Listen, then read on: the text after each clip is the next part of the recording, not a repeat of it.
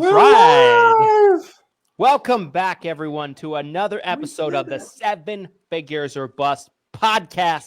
This is episode 53. And you're in tuned to the #1 podcast in the world for growing your insurance business. And gosh, guys, we have a freaking show for you today. We have a special guest in the building. I want to start off by introducing, we have the one and only Mr. Andrew Saul on deck. Not even on deck, in the boat. Okay? Ready to go for this morning's show. Man, Andrew, good morning, my friend. Thank you for being here. My beautiful friend. It's going to be a great day today. It's going to be a great day. It's going to be a great day. It is. Man, we have a great show for you guys today. We have a lot of topics we're going to dive into. Last week, we did a show about Medicare Supplement, and we thought who better to defend the honor of Medicare Supplement than probably the best Medicare Supplement guy I know, one of them for sure in the running, and Andrew. Before we get into that, though, we always do a bit of an introduction topic before we get into the main topic of the show. Little kind of fun one that kind of came up over the last couple of days. Had an agent ask me this question, and I hate the question. Let me start off by saying that. I think the question is garbage. Garbage. Just like Facebook. Sorry, Facebook. Don't take my stock away. Don't stop the stream. No, but I don't love the question, but I feel like it's an interesting question. I had an agent ask me the other day, and I was curious how you gentlemen would answer this. Glenn, I have an idea how you probably would. Yeah, but you probably do. I had an agent ask me, if you could only pick one lead source and every other lead source was eradicated from history and died, what would be that lead source? What is the best lead source if you had to go all in on one lead source? That's a loaded question, though, because how is the agent? Is it like if the agent's selling over the phone versus selling face to face? I think it's a different lead, right? Sure. So, blanket question though. Oh. You pick how you're going to sell. You pick how you're going to sell, but you pick the lead source, and everything else is against the rules. Like each time you break a rule, you lose a finger. Someone chops off your finger or something, or your hand, or there's dire consequences for breaking the rules. I'm going to say preset appointment. I lean more towards face to face for this. I think if you're selling over the phone, maybe it's something different. But if I had to pick one, gun to my head, give me the money right now. I'm going to kill you. I would say preset appointment. I just think the efficiency of having your entire day mapped out. I mean, look at, how anybody who's highly successful, handles their schedule. Look at the president of the United States, typically, right? They're blocked out. You're doing this at this time, this time, this at this time. I think if you can have a list of prospects just built into your calendar every day, you wake up, you go sell, you wake up, you go sell. That would be my answer. Preset appointments, pre-scheduled appointments. Andrew, your life's on the line. The aliens are coming. They're about to blow up the planet, and you have to pick one lead source and write enough apps to save the Earth. What are you picking? Yeah. Okay. It depends. Yeah, that's dangerous. It depends where I'm at in my industry. I mean, clearly I want spouse referrals, right? I wrote a spouse. Their other spouse is turning 65. That's the best lead source. But if I'm starting out, man, listen, and this I have background with. I'm doing educational seminars. That's exactly what I'm doing. I am finding the area to dominate with educational seminars. That's what I'm going to do. I'm such a big fan of educational seminars too. I think they're so good. They're so solid. If I had to pick one though, man, I had to pick one. I think I got to go preset appointments also. To be honest, I think I got to go preset appointments. Copycat. Because nothing original ever comes out of your mouth. Because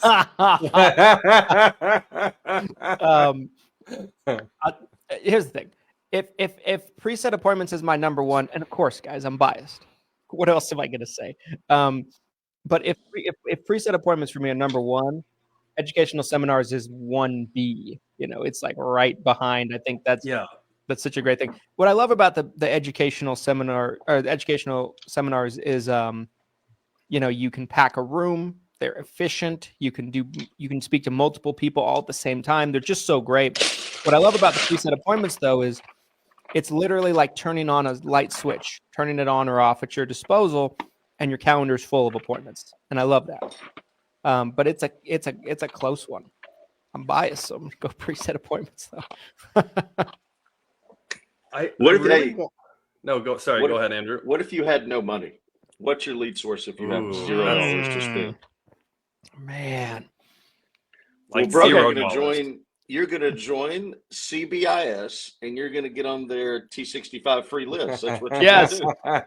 It doesn't cost you $1. Yes.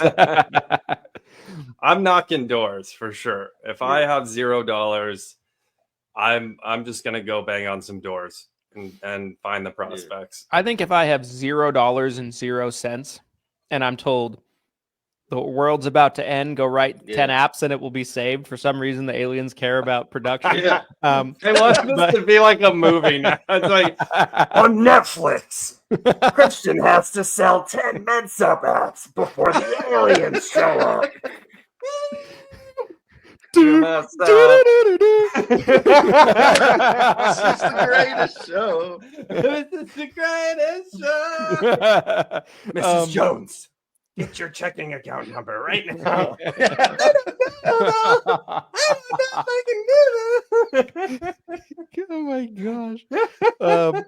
No, I think if I have $0 and 0 cents and the stakes are at an all-time high, I'm probably breaking out some grassroots marketing stuff. I'm probably going to 55 and up, communities and things like that. And, trying to get in with them, becoming best friends with the activities director, breaking out some bingo, some rock painting events, painting some rocks, Christian's got the white unmarked van. He's just trying to get seniors in the back of the van. He's like, I need 5 more. Get in.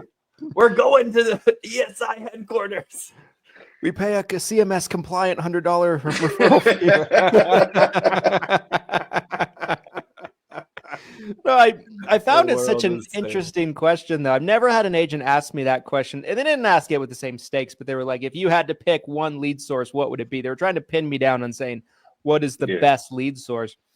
And I don't think there is necessarily a best lead source. For any of you guys that are watching, right? Like, obviously, there might be subjective. Yeah, it's 100% subjective. Depends on a lot of variables. I think it depends on, where you're going, where you are, how you do business, all of that kind of stuff. And so, I think the best lead source is a multitude of lead sources, variety, right? Like, a healthy little drip, drip, drip across the board, but you have like 4 or 5 faucets that are dripping, and they're dripping 4 or 5 times the speed of one faucet. This is getting weird, this analogy. So I want to move on. A lot of leaky pipes. Got some major plumbing issues going on. In a good way. I want to save as much time for our main topic as possible. Glenn, talk to us about this episode's sponsor so we can dive right into that. Guys, it goes right in line with what we were just discussing. Today's episode of the podcast is brought to you by Lead Heroes, your favorite senior insurance lead provider. That's leadheroes.com.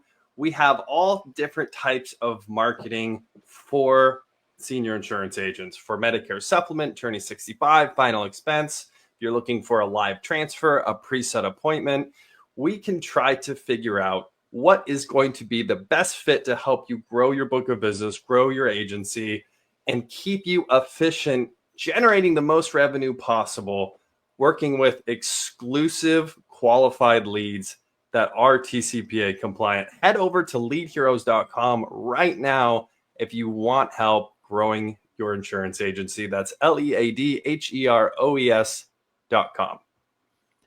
Hot. So okay. Before we get in, we need to go back. Yes. We need to recap. We need to recap and then let Andrew just off the chain here. Before Andrew goes to town on me as well. Yes. I gotta say something. Okay. I gotta say something. So before the recap, I wanted to say one thing, then Glenn, go into the recap, and then Andrew, I want to hear like your legal prepared defense of Med Supp, like we're in a courtroom. Brother. All right. So I'm driving this morning. I just figured out how Siri can connect to my ChatGPT and like ask ChatGPT questions for me while I'm driving. So I'm driving to the gym this morning. And so I asked Siri, I'm like, hey Siri, I'm like, will you be my friend? I'm like, I said, hey Siri, what is the percentage of Medicare beneficiaries that are on Medicare Advantage plans versus Medicare Supplement plans right now? Ooh, and cite your source. Yes. And so it comes back and says 54%. This is from Kaiser Family Foundation. 54% currently, as of 2024 anyway, are on Medicare Advantage plans. 46% are on original Medicare, with only half of those being on Med Supp. So we're only talking like 23, 24% on Med Supp. Rest my case there.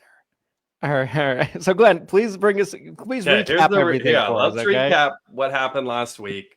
The reason Andrew Saul is here with us today is from this explosive episode of the podcast that happened last week. If you guys didn't see it, it's, I believe, episode 49, The Future of Medicare Supplement.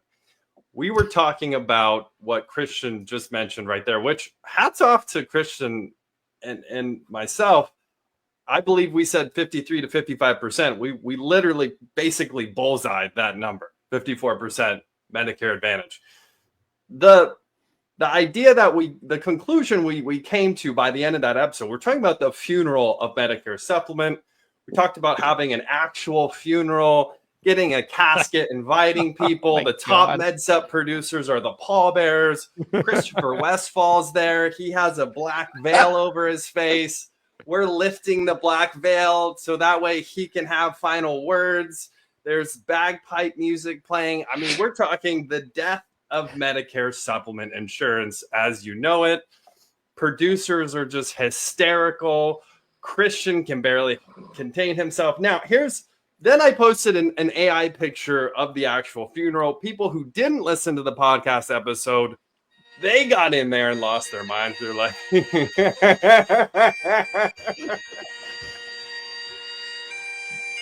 they lost their I'm sorry.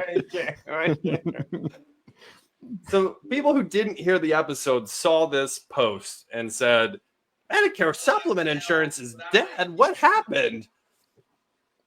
And it was an analogy. It was an exaggeration. We're not saying Medicare Supplement is dead. In fact, what was interesting, and this is where I'm about to hand the baton off to Andrew. I can tell he's just a rabid dog in a cage right now. I'm scared. But this was there were some interesting comments that came up on this post talking about how some agents were seeing a revival of Medicare Supplement in their area, where they felt like, if anything, the trend was being bucked. That what we had talked about, where, over the past 10 years, we've seen this explosive growth of Medicare Advantage and a decline in Med Supp, that some agents are actually seeing a reversal. So hopefully I've caught you up to speed now. You got to speed run the funeral. Now here we are. Give me one last almost like disclaimer, right? I wanted to just say, for anybody that didn't see that episode, we were not saying that Med Supp is a bad product. I love Med Supp. I love the Med Supp product. I think it's a phenomenal product. And I love Med Supp, and I don't want to see it go away. It was more like a prediction over the next 5 to 10 years that it will probably, have market share deteriorate a little bit. And I'd love to be wrong about that. But I just wanted to clarify that. It wasn't like a pro-Medic MA, anti-Med Supp position. It was more just like, where do we think things are going? And objectively, I feel like, CMS and the government really want managed care as much as possible. And yeah. All right, Andrew. Tell us why we're wrong. Tell us why we're wrong. Before you attack us and literally murder us here on stream, could you give a little background of yourself? I don't feel like we did a good job introducing you this episode. So maybe give a little background about who you are and what you do. That way, if someone doesn't know you, they understand, and then you can attack. Yeah, well, I'm not going to attack. I'm going to debate. Revive the dead body of Med Supp. Hallelujah, brother. Lord, so my name's Andrew Saul. This year is my 10th year in the industry. Got in the industry because my wife went in a year before I did, and I saw what she was doing, and I thought to myself, man, I could do this too. Got in, started out, loved MAs. She wrote Med Supps, I wrote the MAs. I don't know if y'all even really know about me. Yeah, she wrote the that. Med Supps, I wrote the MAs. I was a big fan because how easy it was to sell. Because, I mean, let's be honest, it's a lot easier to sell something with $0 premium than something that has a premium.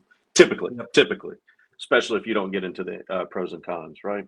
So I would sell the MAs. She would sell the Med Supps.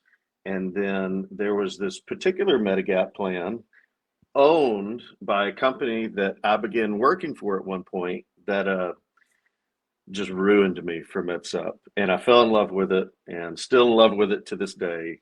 I would say this, I'm here today not on behalf of any company. I am just here today as a lover of all things Medicare, maybe a better word, an appreciator of all things Medicare. Mm. You know, I'm super conservative, and Medicare is not conservative at all. Neither is Social Security, right? And I love it. I love both of those things. So with that said, I am just someone who loves Medigap. I appreciate MA for what it brings to the table for the people that it makes sense for, but I love Medigap. That's kind of my background, kind of where I come from. And I've got an inherent belief in my heart that Med Supp's not dead. And perhaps, as Glenn said, we're going to see a new revelation coming soon, as some of these other agents have said, where there's been a resurgence of Medigap, especially in states where it makes more sense. You know, when you start getting into some of the deeper parts of Florida, some of the areas in New York, especially when state DOIs are passing laws that give you a GI right all year long, right? Mm-hmm. Yes. That's tough. Yes. That's tough. In fact, I tell you what I wish states would do, and this is just a little bubblegum before we get into it. I wish every state would pass a birthday rule or anniversary rule that every year on your birthday or your anniversary, you had a guaranteed issue right to swap from one Medigap carrier's block of business to the same Medigap carrier's new block of business. Mm. And what that would remove is these Medigap carriers who are coming in with the cheapest Plan G premium at 65. Yes. And by the time you're 69, 70, it's doubled in premium. We're not going to say any names, by the way, but you know, I haven't. I mean, who likes cows? I haven't said any names, but I think that would do away with a lot of the foolishness that we see in Med Supp world. Yeah, where people are signing up for the cheapest thing they can find because they believe that Plan G is a Plan G is a Plan G, which is to some degree true, to some degree, but it's absolutely not true, not 100% true, especially when you deal with loss ratios, you deal with carriers, specifics, and you deal with rate increase history. Anyways, so that's the list has gotten pretty long on GI states, right, that have a birthday rule, anniversary rule. I think the biggest problem from what I'm hearing is that most of the carriers aren't paying out to the agent. Sure. There's a few states where it seems like they will pay full comp on that GI business when they rotate them during that guaranteed issue period. But yeah, I'm a huge believer. I think you're doing, again, from the perspective of the Medicare beneficiary, you are doing them the best service possible if they're able to switch around this one time a year. And I think the agent should get full comp. You know, I think that's how it should go, you know, and like you said, if they're going to roll out new paper, everyone should get to take advantage of that. And Andrew, I love that suggestion because like The biggest concern of just doing straight birthday rule or straight year-round GI is the premiums skyrocketing, Correct. right? That's the biggest Correct. risk. But like with what you suggested, let's say XYZ carrier rolls out a Med Supp block of business. They're the lowest in the market. They sell it for 5 years. They do really well. A lot of people get on it. They grandfathered away. They bring out a new one instead of XYZ carrier. It's a subsidiary that's, ZYA carrier. Yep. Same carrier, different block, new lower rates. The old rates that were grandfathered away start shooting up. By the way, like we saw a Med Supp company, by the way, guys. We bought a book of business last year. Old, like 10-year-old block of business, been grandfathered away for a very long time. If I remember correctly, this client got a 40% rate increase. Whoa. I don't know if I've ever seen that. That might insane. be a first for me. So Yeah. what Andrew's talking about is a real problem. And I love that suggestion because it's almost like a meet in the middle ground area. Yep. It deals with the heart of the issue, and it deals with carriers who come in who can stomach 130, 151% loss ratio for 3-4 years on an open block. Close that block, you're too sick to pass, and now they're giving you these 20, 30, 40% rate increases. Not all carriers can stomach that kind of rate increase. So because of that, I really feel like that would deal with some of these either carriers that you recognize who come in with subsidiaries that are no names, that no longer are sold in the vast majority of states where they were first offered. Now people are getting these 30% rate increases. And we're talking about specific carriers at this point without naming them. But it would also help the client, because if a client comes in at a $98 plan G in a state where the average premium is $115 or higher, and by the time they're 70, that $98 is now $198. New block of business. I don't know if y'all know this. Most states require you have 4 to 5 years in between blocks of business where you open. State DOI does for a Medigap carrier. So when you open that new block 4 years later, you can roll to it back to a $98 or maybe $104 plan G premium. And it would be unsustainable for that carrier. And it would do away with a lot of crap in the market, because that's crap. It is what it is. If you're opening blocks of business purposely trying to trap people in there with the cheapest plan G premium, knowing that you're going to double rates in 4 years, it's crap. What you're doing is wrong, and it should be dealt with. Yeah, I 100% agree. I 100% agree. I think that's a very practical and reasonable solution to a problem that's been going on for a very long time in the Med Supp space. Andrew, I wanted to get your reaction to something, right? I don't know if you watched the podcast. I don't know if you had a chance to watch the podcast that we did last week about Med Supp in its entirety, but I made the comparison, and I had some people privately message me, and basically give me pushback. They're like, "How could you say this?" Da da da da da. So this is what I said. I'm like my fear for the Med Supp product, and I say fear because I don't want it to happen. I'm more just like predicting what could happen if changes aren't made on the product structure and how it works and everything. But the comparison I made, I'm like, in 10 years, could the Med Supp product look like long-term care today? To where it's still here, it's still around, but priced everybody out. And its viability is significantly reduced compared to what it was 10 years ago, 15 years ago, 20 years ago, right? That's my fear for Med Supp. What do you think about that when you hear that? Okay. Let me give you some of my thoughts back to that. All right. Let's go back to 2016. Okay. 2016, you're writing an MA. It's a PPO. What's the highest max out of pocket a PPO could have in 2016? You guys remember? $6,700. I don't. $6,700. $6,700. It's 2018 now. It's the highest max out of pocket a PPO could have. $7,500. Yeah. Okay. It's climbing. It's 2020 now. What's the highest max out of pocket a PPO could have? $10,000. I was going to say 2021 going to 2022, $11,300. Now it's 2024 going to 2025. What's the highest max out of pocket a PPO can have? 1,300, 13,600. Yeah, 13,300 last year, right? 13,300. Since 2016, that's 8 years. The max out of pocket has more than doubled. Can you predict for me in the next, we'll say 5 years, by the year 2030, is it outrageous? We'll say 2034, give it another 8 years. No, 2033. Sorry. Is it outrageous then to assume in MA's max out of pocket, the highest max out of pocket couldn't double again? And now instead of 14.3, you're sitting at 28,000. Is that outrageous to assume, considering what's happened the past 8 years? I don't think it's outrageous. I don't think it's outrageous. And I think with, we're in a time period right now where cost of medical care is just ballooning constantly every year. Yes. Inflation, all that stuff. I think it is important to note though, those max out of pocket numbers for PPOs are in and out of network, right? It's a different story if the client stays in network. Correct. But you don't sell a PPO to stay in network. Sure. You sell a PPO to give them the freedom to go anywhere. Well, freedom for them to at least try to go anywhere. It's not a Medigap plan, but freedom to try, right? So let me ask you the next question. So if it's not outrageous to assume it could be a $20,000 max for the highest PPO out of pocket by the year 2033, we agree that's not outrageous, right? Can we all agree on that? Sure. Yes. It's the year 2016. Yes, Your Honor. Thank you, brother. It's the year 2016.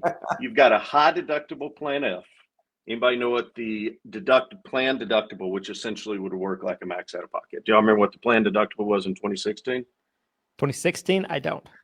$2,180. It's now 2025. You're 9 years later. You know what the max out of pocket, or it's not max out of pocket, plan deductible on high deductible is? 6,200? 2870. So in that same 9 year period, a $35 per month premium Med Supp took the plan deductible from $2,180 to $2,870.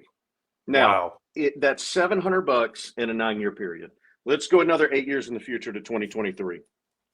Plan high deductible has been out since 2002, I believe it is. Since 2002, they've averaged, CMS sets this number every year, right? Not the carriers. They've averaged an increase of $50 a year over the past 16 years it's been out, or more than that, over the past 22, 23 years it's been out, right?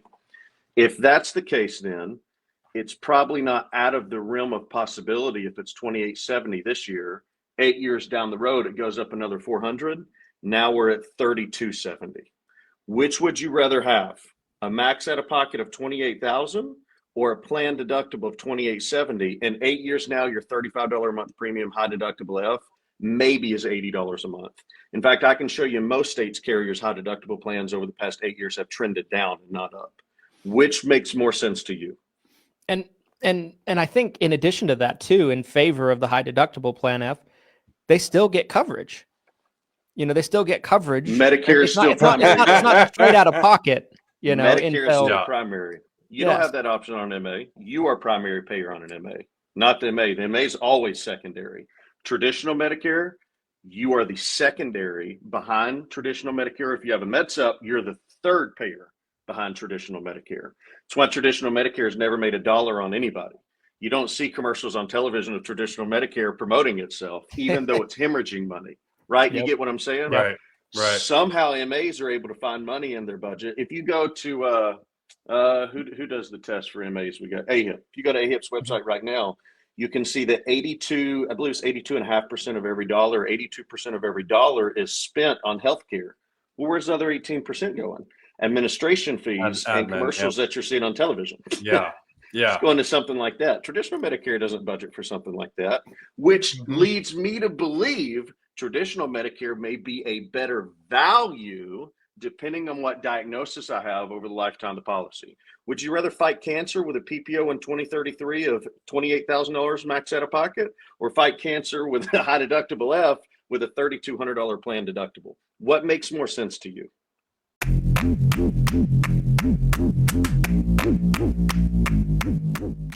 This episode of the 7 Figures or Bust podcast is brought to you by Everything Senior Insurance. Guys, if you're looking for an FMO in 2025 to be a partner with you and really support the overall growth of your business, Everything Senior Insurance is the one-stop shop to allow you to get plugged in with great resources. Whether it's ACA contracts you're looking for, whether it's Medicare contracts you're looking for, whether it's final expense and life contracts that you're looking for, Everything Senior Insurance has got you covered. We provide a free CRM in 7-figure CRM to all of our agents that meet the proper requirements on their contracting and have enough contracts with us. We provide discounted leads with Lead Heroes, discounted virtual assistants with Hire Heroes, and we provide just year-round support to just be there and help you out in your business, as well as fantastic training. Glenn, what do people need to know about Everything Senior Insurance, the FMO? At Everything Senior Insurance, we've really combined all of our resources to create an FMO that can be a true one-stop shop for a senior insurance agent. Most FMOs have only maybe one resource or even no resources beyond offering that contract. We want to provide value to you as an agent to help you grow your book of business. Or if you want to create an agency, we want to help you grow your agency. And there's so many resources that we have put together to really help you grow your business. So if you are looking for a true partnership, someone that will invest in your business, please reach out to Everything Senior Insurance. We would love to help you grow. Thanks for listening to this message. And now back to the show.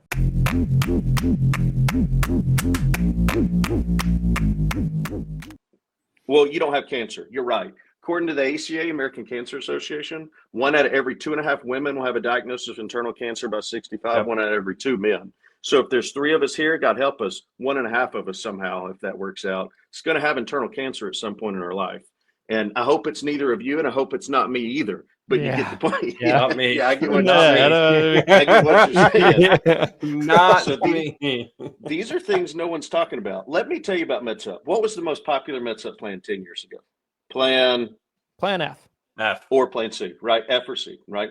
2020, Macro comes through. Now what's the most popular plan in the nation? Plan G. Thank you. What are all the YouTubers and all the streamers and everyone you read on Facebook trying to point you to? Not a Plan G, but a plan. What are we learning? Right. What have we learned over the past 10 to 15 years with Medigap? Everything's becoming more about more consumer out of pocket and less premium, right? Right. So let me project the future for you. If you're not with my carrier, you can't offer the greatest Plan G known to man, right? So outside of that, we'll assume it's a state that we don't offer a product in. High deductible is the plan of the future. Let me tell you, there is no high deductible plan in. There isn't one. I had a buddy, his name's Ron Van Dusen, if he listens to this. He called me last night. Do you guys know what % of oncologists don't participate in Medicare assignment? You guys got any idea? No idea. Oncologist. I'm off the top of my head, I would guess it's a low number. Yeah, 10%. Well, what happens if you've got a plan in and you choose 1 out of every 10 oncologists and you get one who doesn't participate with Medicare assignment, and now you've got a 20% bill to traditional Medicare outpatient for that oncology, whatever they're treating you for, plus 15%. There is no high deductible in. The N has no plan deductible and what that max out of pocket can be for the 15% up to 15% excess fees. You get what I'm saying? This is where people are going to get in trouble with the plan in, and they're not telling people about this because they think the plan in is the hottest thing to come down the market. I'm not knocking plan in. My carrier has plan in several states. I just think the future of Medigap is cost share. So the future is a high deductible, or perhaps a high deductible that converts to a traditional plan G. That's my opinion. Just talking Med Supp, but I can carry back now to what we were originally talking about, the MAs. Oh no, I love that. I think that takes us to a really interesting place. I have a question for you related to high deductible plans. Sure. Why don't you think agents sell more of them? I find it a very interesting thing. I know what I think, but I'm curious. This is a no-brainer. I'm curious on what you think. I'm guessing we're going to be on the same page on this in terms of like why. Yeah. But why do most of the call centers who get in trouble in the nation only push MAs? I'm not talking about all call centers, but the ones you hear about that get in trouble, why are they only pushing MAs? Why do you never hear about them pushing selling something that's no cost. Yeah. So if you've got a $30 high deductible plan that you're getting, depending on the state, 15 to let's say 24, 25%, depending on your level, right? Would you rather make 20% on $35 a month or $600 something new to Medicare, or even not new to Medicare, $300 or something on an MA? Plus, if you're an FMO, you get, I'm not going to spoil it for people, but X amount of override on top of that MA that you can use as marketing expenses for whatever you want to do. You get it's because of the money. Let's be honest, it's because of the money. For sure. That's exactly what it is. I read, and we're talking about Kaiser Family, right? We like Kaiser Family. We believe in them. I believe in them. You guys believe in Kaiser Family Foundation? Because my buddy Chris Brindle just quoted them. I believe. I feel like if I see it, I feel like if I see Chris. I feel like if I see a study from Kaiser Family Foundation, that usually I can trust it. Did you see the study where Kaiser came out last year and said that if we quit subsidizing Medicare Advantage plan, traditional Medicare Part B premium would be $0 a month? I did not see that. That's interesting. Who wouldn't want a $0 a month premium without a network, little to no prior authorization restrictions? There's very few, and there are, but there's very few examples of prior authorization restrictions with traditional Medicare, unless you're like on a non-emergency ambulatory visit to the hospital, then you need prior authorization, or maybe some extreme therapy or procedure. Who wouldn't want that? $0 A and B premium, no network, no prior authorizations, do what you want whenever you want, and your out-of-pockets billable to traditional Medicare, outpatient at least, are almost exclusively less than any traditional HMO or PPO in the nation. And for those who have never seen me teach on this, give me a second and I'll pull it up. Let's go. What's interesting is I've always heard that the high deductible Medicare supplement plans are some of the most stable and some of the better plans too. Correct. But I've never gotten into the numbers like we just did here on the pod. So I think it's really interesting. I think the problem, though, again, to circle back to this bigger conversation of, is Medicare supplement dying? If it comes down to it, right? If we're 5 years in the future and the primary pitch is between Medicare Advantage and a high deductible Medicare supplement plan, isn't the agent a lot of times going to just continue to choose, or the brokerage or the call center, aren't they going to just continue to choose that Medicare Advantage plan? Isn't that going to because what?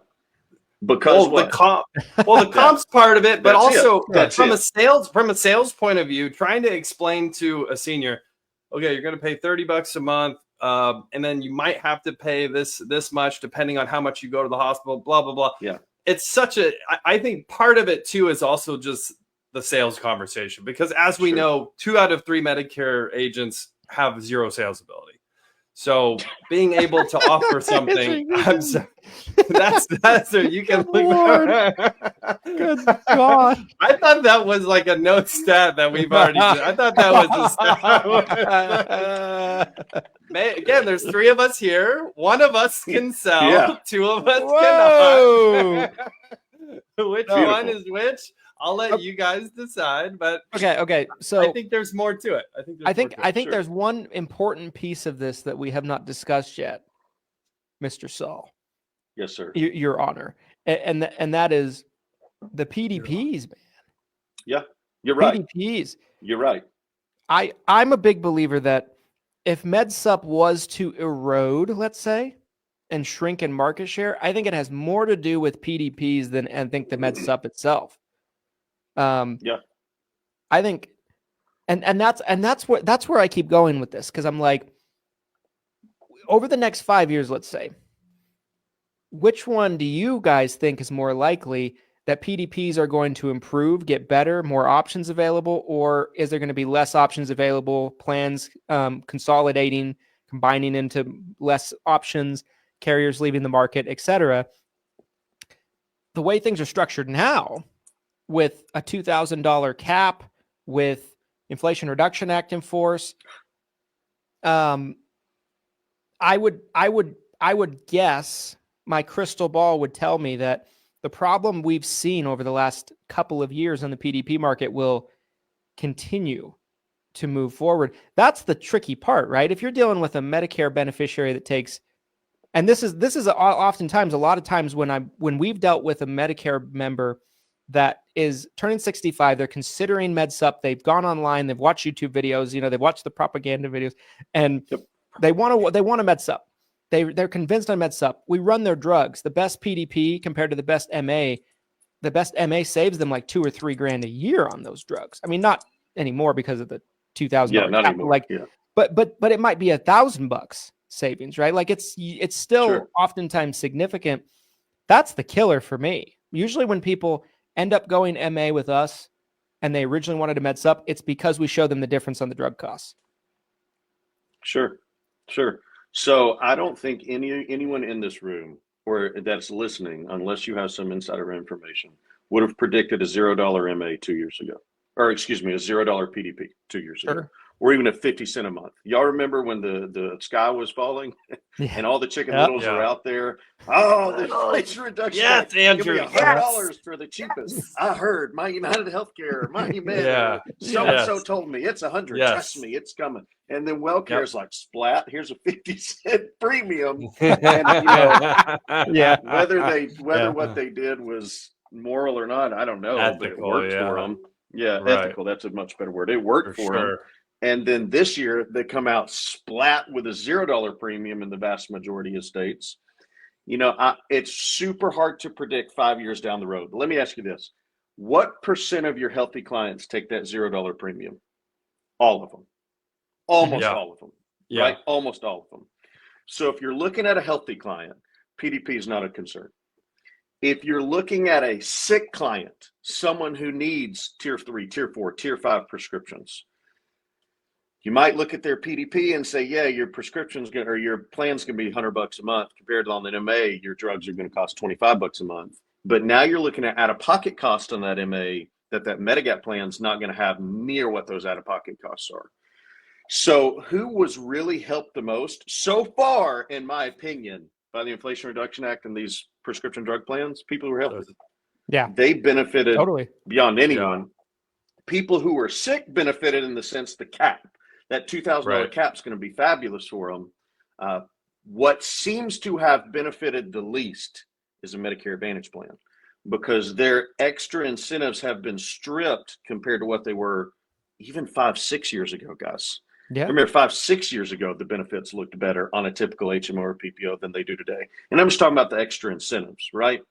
So I'm telling you, I saw the AI, the pallbearers. I saw my buddy Chris Westfall up there trying to y'all had it trying to carry Med Supp to the grave, and yet everything I'm looking at is pointing to Med Supp's doing pretty well. Let me ask you this. Yeah. So my buddy Chris Brindle, I like calling him that. My buddy Chris Brindle opens up this podcast, right?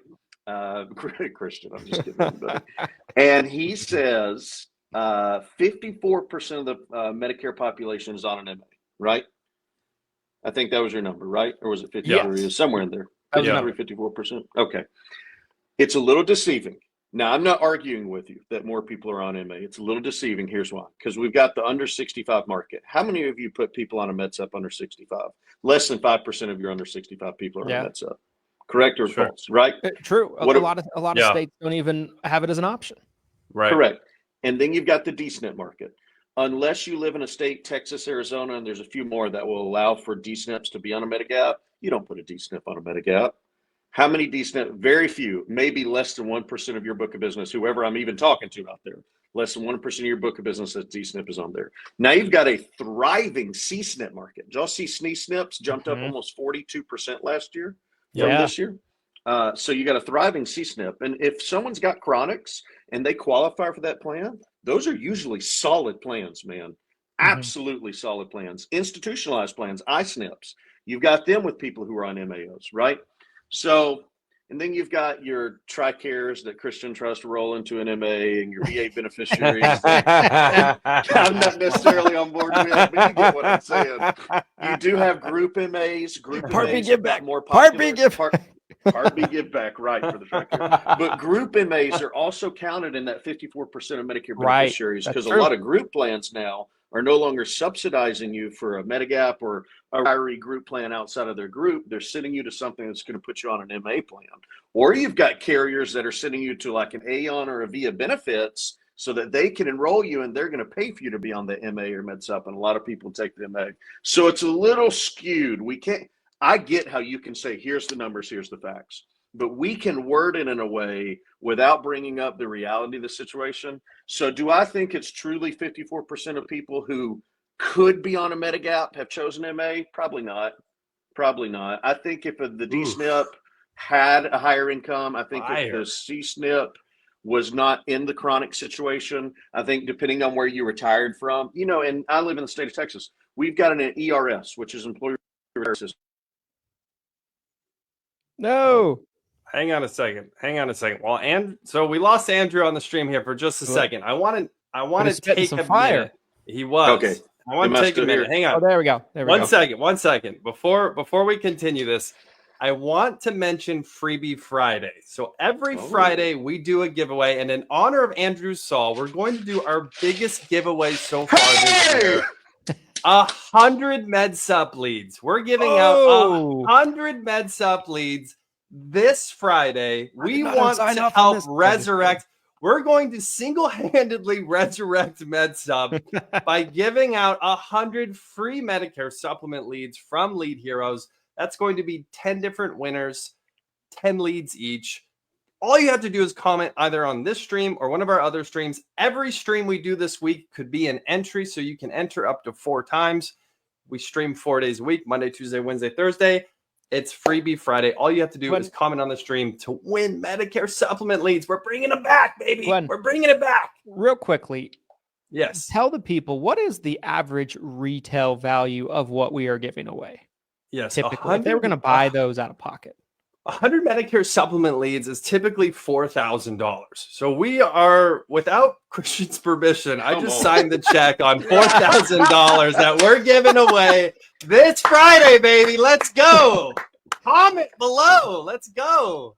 So, okay. So I want to shift the gears a little bit in terms of the direction of this conversation. Cause I think Andrew has brought some amazing fire to the conversation. Some great facts.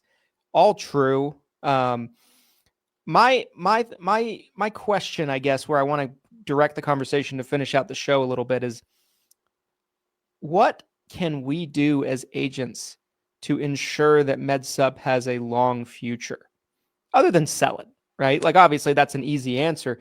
Like, I remember I had a conversation with our friend of the show. We haven't had on yet. We need to this year. Miss Galen Hendricks. Medicare mom, queen of the bundle.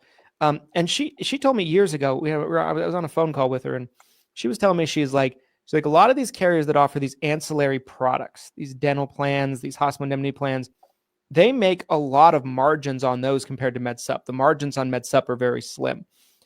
And she was telling me, basically, she's like, if these agents won't get on board on selling some of these ancillary products more, some of these Med Supp companies are going to cut Med Supp commissions. They're going to lose interest in the market. Like, those ancillary products almost like keep the lifeline alive in a sense for some of these Medicare supplement carriers. I thought that was really an interesting point that you don't hear talked about very much. And I think it's very true, right? What can we do as agents, Andrew, to really ensure that Med Supp has a future, right? As a good stewards, because I believe our industry is better with both options being at their full strength. Sure. It's better for the consumer, right? That would be my opinion. Sure. I don't want a world. Face. You got Andrew right here in front of you. You're trying to save face. He's talked about shifting gears. He's in full reverse. He's full reverse right now. The things he says about Med Supp, you guys, I'm telling you, he was putting rounds in the chamber. No, kill this thing. And now here we are. It's not true. I love Med Supp. But I do think some things need to change to ensure its survival. Sure. That is my main message.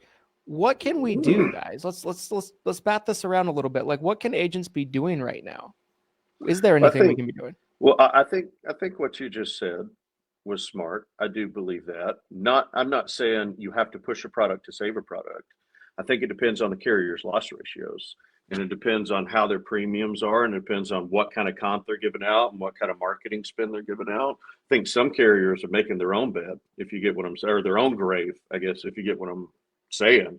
Do y'all remember when a carrier made plan in guaranteed issue like 5-6 years ago? Yeah. And it almost ruined them? Yeah. So, which I applaud the innovative thought of, let's see what we can do to win. I can applaud that. Sure. MA will always have higher. If you have an MAO, it should. Let me back up this statement. It should always have higher gross margins. You look at the Kaiser family had a good study last year that Medicare Advantage organizations had higher gross margins then the same carrier, I'll use United example, for instance. United made more had less overhead and made more gross margins on their MAs than they did their group plans, than they did their Med Supps, than they did their prescription plans. My understanding is prescription plans really are razor thin margins, for sure. So, there's always more to be made there, especially when the federal government regulates that you only have to spend 82% of every dollar on healthcare, rather than 97% of every dollar like traditional Medicare does. Traditional Medicare is 97 and 98% of every dollar goes to Medicare healthcare. 2 to 3%, and that's Kaiser as well. 2 to 3% goes to administration fees and paying people salaries and paying for copies and whatnot. So yeah, I think that's probably a good thought on the cross sales, but also, underwritten business. The more underwritten business you can bring to a Medigap carrier, the less likely of being solvent that Medicare carrier will be, as well as the more high deductible plans you write. I had a good word from an actuary I talked to one time that said, the company I work for has a patented plan, but it's a high deductible for your first 2 years. So it'll work the same for high deductible G. Any high deductible you're selling is the greatest underwriter you can sell. And he meant that towards people aging into Medicare. And the reason he says that is because the only people who take those plans are healthy people. Sick people don't take them because they don't want to hit that deductible. So, it's a catch-22 for an agent who wants to make more money, but also knows they're going to lose money in the short term by writing a plan that doesn't pay as well as maybe a traditional G would based on premium or something of that nature, or doesn't bonus you. I don't know anyone who bonuses on high deductible plans. I'm sure there's someone out there. I just don't know them off the top of my head, and I haven't looked at what's the Telios. I haven't looked at Telios lately to check. Anyways, so probably underwritten business would be my first argument. My second one would be selling more of a high deductible plan. Which, let me take that back, because now you're bringing less premium to the carrier. So I don't know that it does. I don't know that it does help save the carrier. Now that I'm thinking about it, I don't know. Other than bringing, but there's less risk. There's less risk, even though they're getting less premium. I really think these high deductible plans, because you look at like Plan F, right? Plan F wasn't sustainable, so they had to get rid of it. So I do think these high deductible plans, it does seem like there could be a fit for it. I think the biggest hole is probably compensation to the agent or broker. That's probably one of the biggest issues, is if the agent's not getting paid nearly as much as they would on other options, even if it's financially, there's now kind of this healthcare share of cost between the beneficiary and the carrier, which I see, a healthy person, it seems, no network issues. I really like the concept. I see the vision for who this could be a good fit for. Yeah.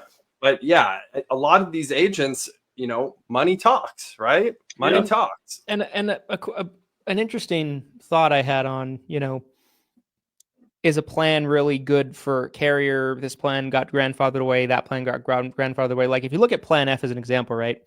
I think if you could make the argument that with any plan, if you put people on it long enough and that demographic of people ages, it becomes bad for the carrier, right? It's kind of just more of like a matter of time. Like Plan F got grandfathered away, but it had 28 years before it happened, right? It was, I mean, if you had to talk about like the GOAT Medigap plans of all time in terms of its impact, Plan F is probably right there. It's probably George Washington on the Mount Rushmore, right? It sold so well for so many years. We need to get a mountain and just carve out those letters. F, Plan Mountain. G, HDG. Yeah. This is the greatest show. No, but like, I always wonder that too, because I feel like now, maybe not across the board, right? Like the big argument for Plan N is, they don't take guaranteed issue business for the most part, right? Like other plans do, like G does, and F still does if someone's eligible before 2020. But that being said, right, like we've seen on a lot of our carriers, not all, but a lot of our carriers, that the Plan N increases the last couple of years have been the same, if not in some cases, a few cases higher than the G rating. Yep. Which, that tells me that like, I think it has much more to do with the carrier than the plan. Would you agree with that, Mr. Saul? Outside of the high deductible, show me a high deductible plan with double-digit rate increases. Show it to me. I don't think I've seen it. Now, I'm sure you can find some random example, but it's not the norm. I'm telling you, since high deductibles came out, I have seen rate decreases. In some states, I have seen refunds because a carrier was not able to hit 65% loss ratios. It's phenomenal. That's why I'm telling you. I don't preach. Listen, if you want a G, take a G. You want an N, take an N. The most sustainable plan you can take is a high deductible plan. It's the most sustainable plan you can take that will be here for the next 30 years. Christian, let's say you're 65. Let's say, I don't know, you're 33, 35, 36? 32. Ooh, I was so close, bro. Very I was so close. You got 33 years to Medicare, right? 33 years to Medicare. If we're going to shoot from the hip and say an MA's highest max out of pocket in 8 years from now is $28,000, what's it going to be in 33 years? 100,000. You know what won't be that high in 33 years? A high deductible G. Yeah. Maybe that max out of pocket may be cresting 6,000 at that point. 33 years from now. And I can tell you, if I'm retiring today in Fort Worth, Texas, I don't live in Miami. I don't live in the middle of New York City. I don't live in some of these Scan or Kaiser areas in California. Right. I'm taking a high deductible plan. I'm taking a patented plan, but I'm taking a high deductible plan because it's going to follow me the rest of my life. It's less max out of pocket than almost any Medicare Advantage plan you can sell me. Just traditional HMO PPO. Once again, no D-SNP, C-SNP, I-SNP. With less out of pocket coverage for something billable to Part B, or less out of pocket price for something billable to Part B, it's $35. By the time I'm 80, it may be $100. Maybe $100. I've been on plan 15 years. And what's $100 by the time I'm 80? It's the same thing now as $300 by the time I'm 80. Yeah, for sure. Absolutely. For Absolutely. Sure. We're getting close to we're past top of the hour, but we had to start the show a little later, technical difficulties. So apologize to everyone that's on the ball waiting for us to go live. Andrew, are you able to talk about your employer on this? Is it allowed? I don't know, and I haven't asked. So I'm just saying I'm here as an agent who loves all things Medicare. That's what I'm here as. Am I allowed to talk about your employer just for like I don't 60 know why seconds? not. You are contracted. Yeah, I'm independent, right? Yeah. Any carrier you want to, buddy. I answer to the bearded man on this show, and that's about it. No, guys, I mean, so this is Christian Brindle, right? My own opinions, just so you know. If you guys aren't contracted with Physicians Mutual, you need to be. I just wanted to mention that because Physicians Mutual is changing the game with the Med Supp product. We've seen a significant amount of growth in Everything Senior Insurance, formerly known as Christian Brindle Insurance Services, in our agency the last couple of years. We've only been contracted, I think, 2 years, I want to say. We've had huge growth. We were over $500,000 in premium last year. I think we'll be over $1 million this year in premium with the growth we're having. And I'm more bullish about this Med Supp product than any Med Supp product on the market right now. Same with the dental product. Dental product's great. I put myself on it. You know what I mean? My dental billing lady, I was talking about it the other day on a training that Andrew was on with me last week. My billing lady was like, "This is a good plan." I'm like, yeah, you already know. Yeah, I know. I only work with the best. I know. So yeah, guys, I mean, not to mention their cancer plans on the states they're in, their final expense plans on the states they're, you got to get the Physicians Mutual contract. If it's not in your portfolio, I believe it's one that you are desperately missing out on. And I know people say that all the time about products and carriers and contracts, but this one for real. Like, you need to have this product in your portfolio. Reach out to us if you want to pick it up. We can definitely help you out with that. So I wanted to quickly give a plug for good old Physicians Mutual. Beautiful. This is the greatest show. The greatest show. The greatest show. I want to transition into final thoughts on this episode. First off, I'll start with my final thoughts. Andrew, I want to start off by saying thank you for coming on. This was so much fun. I loved the conversation. It was great content. And, I think my final thoughts are, guys, like, I love the Med Supp product, and I would love nothing more for it to be around long-term, for it to be viable, to be alive. It lives, it's alive.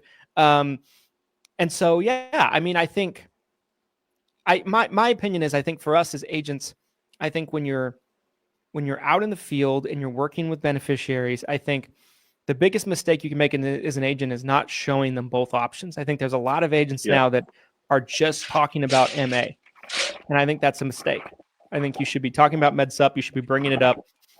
If the client doesn't want to go with it, great, but some of them will, and some of them will be grateful that you even told them about it. They can talk to 4 other agents, and you might be the only one that talks to them about a Med Supp. You're going to stand out.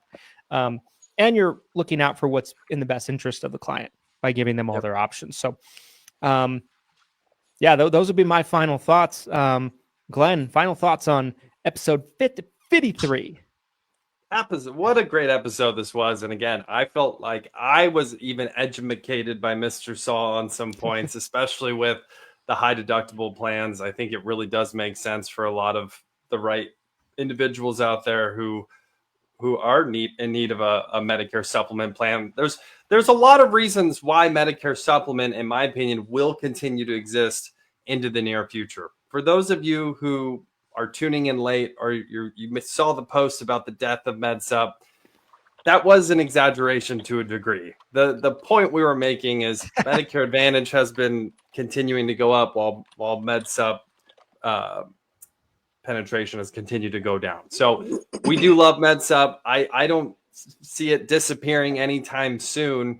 And if anything, I think Andrew made some strong arguments today on the revival of Med Supp, the reincarnation, the reanimation, the zombie Med Supp. It's a zombie bride coming out.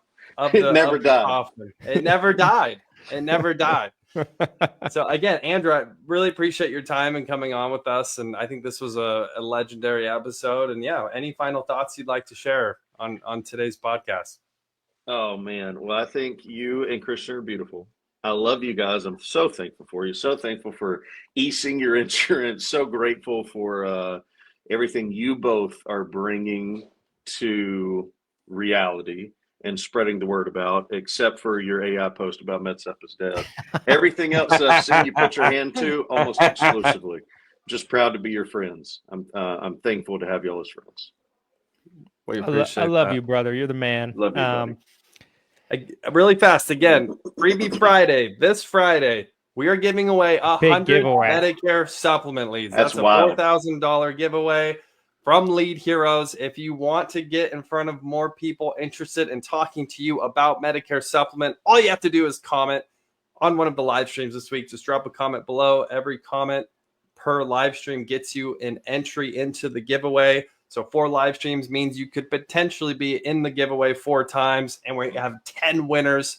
So your odds are pretty damn good, in my opinion. Man.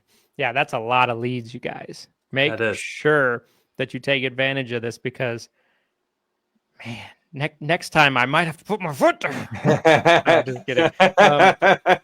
Guys, thanks so much for watching all the way to the end. We appreciate you. Tune in next time to 7 Figures or Bust podcast. And of course, next time when we have a guest, someone doing big time things in the space. And if you're watching to us on a platform that allows you to do so, make sure to subscribe. Make sure to comment #TeamReplay. Facebook group's a great place to do that. YouTube channel's a great place to do that. Make sure to subscribe to the YouTube channel, 7 Figures or Bust YouTube channel. Brand new, by the way. It has 1 subscriber. It's me. So please, go subscribe to it. And, Mom, please subscribe, Mom. The second one is Mom. And make sure to leave us a 5-star review on Apple Podcasts and other platforms like it. We appreciate the support. And here's to your guys' massive success. Appreciate you guys. We'll see you on the next one.